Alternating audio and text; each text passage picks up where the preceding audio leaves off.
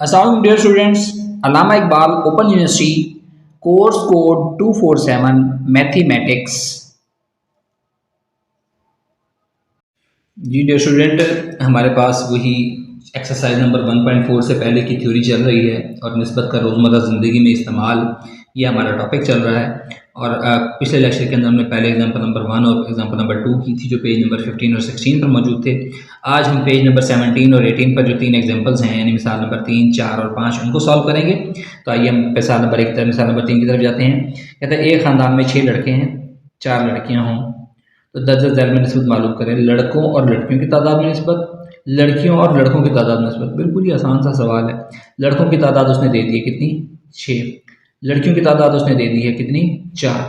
वो कहता है आपने 2 चीज़ें निकालनी है। नंबर 1 लड़के और लड़कियों की तादाद में निस्बत, यानी क्या करना है, लड़कों को पहले लिखें, लड़कियों को बाद में लिखें। ये पहली निस्बत बन गई। अब देखिए मज़ीद सिंपलीफाई होता है ये होता है 6/4, तो 2 दूनी 4, 2 तिया 6, 3/2, तो इसको हम लिख सकते हैं 3/2। देखा, इतना आसान सा सवाल है ये निस्बत का।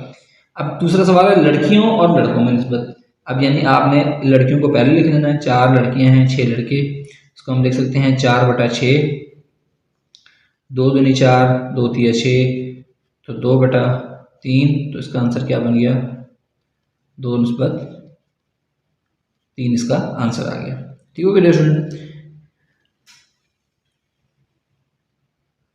मिसाल नंबर 4 ये कहती है निस्बत मालूम करें कि नंबर 1 कंडीशन ये है कि हर 8 रुपये और 72 रुपये फ़ी दर्जन के दरमियान, 36 रुपये फ़ी दर्जन और हर 6 रुपये फ़ी दर्जन के दरमियान आपने जो है वो निस्बत मालूम करनी है।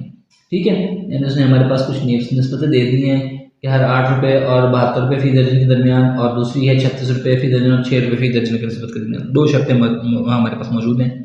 सबसे पहले हम देखते हैं नंबर 1 पार्ट क्या है कि 72 रुपये फ़ी दर्जन का क्या मतलब है।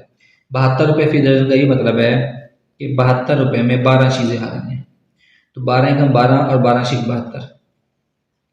ठीक है, इसका मतलब ये हो गया कि इसलिए हर 8 रुपये और 72 रुपये फ़ी दर्जन में वही निस्बत होगी जो हमारे पास क्या है, 8 और 72 का क्या मतलब है, 6 के दरमियान निस्बत होगी। यानी हमारे पास मतलूबा निस्बत क्या निकल आई, वो मतलूबा निस्बत हमारे पास निकल आई 8/6। यानी इसका क्या मतलब हुआ, 8/6, 2 तिया 6, 2 चौके 8, 4/3, तो इसको लिख सकते हैं 4/3। ठीक है डियर स्टूडेंट, आई होप कि आपको समझ आया होगा। चलिए नेक्स्ट पार्ट की तरफ मूव करते हैं। 36 रुपये फ़ी दर्जन का क्या मतलब है। 36 रुपये फ़ी दर्जन का मतलब है कि 36 रुपये में 12 पीस आ रहे हैं, 12 एकम 12, 12 तिया 36। तो दूसरे सवाल के लिए हमारे पास इसलिए 36 रुपये फ़ी दर्जन और हर 6 रुपये के दरमियान इसी निस्बत में होगा जो कि 3 और 6 के दरमियान होती है। यानी हमें मतलूबा निस्बत क्या निकलाई, 3/6। तो इसको हम लिख सकते हैं 3/6, 3 एकम 3, 2 6, 1/2, तो इसका आंसर आ गया 1/2 जो है वो इसका आंसर बन गया। ठीक है डियर स्टूडेंट, आसान क्वेश्चन था। चलो मैं एक दो फिर आपको बता देता हूँ, थोड़ा सा डिफरेंट है। कहता है कि हमारे पास निस्बत मालूम करें हर 8 रुपये और 72 रुपये फ़ी दर्जन के दरमियान। हमने क्या किया कि 72 रुपये फ़ी दर्जन का मतलब निकाला कि 72 रुपये फ़ी दर्जन का मतलब ये है, नया बाजार से केले लेने जाएँ आप कहेंगे 72 रुपये दर्जन मुझे मिले। इसका क्या मतलब है कि 12 केले आपको 72 रुपये में मिले। जैसे एक केले की कीमत निकाले कि हमने क्या किया कि 72 को 12 से तकसीम किया तो वो 6 निकला है। तो हमारे पास अब निस्बत क्या बन गई कि इसलिए हर 8 रुपये और 72 रुपये फ़ी दर्जन में वही निस्बत होगी जो हर 8 और 6 के दरमियान होगी। इसलिए इसको 8/6 लिखा, इसको फिर सॉल्व किया, सिंप्लीफाई किया और ये हमारे पास इसका आंसर आ गया। इसी तरह दूसरी कंडीशन के अंदर भी हमने 36 वाले को 12 से तकसीम करके एक दर्जन में से एक पीस की कीमत निकाली और दूसरे के रेशो में उसने कीमत पहले ही दी हुई थी, उन दोनों को हमने लिया है और वहाँ से इसको सॉल्व कर लिया। ठीक है डियर स्टूडेंट, आसान क्वेश्चन था। अभी ये तीसरा आ रहा है हमारे पास एग्जाम्पल है, ये भी बिल्कुल आसान सी एग्जाम्पल है।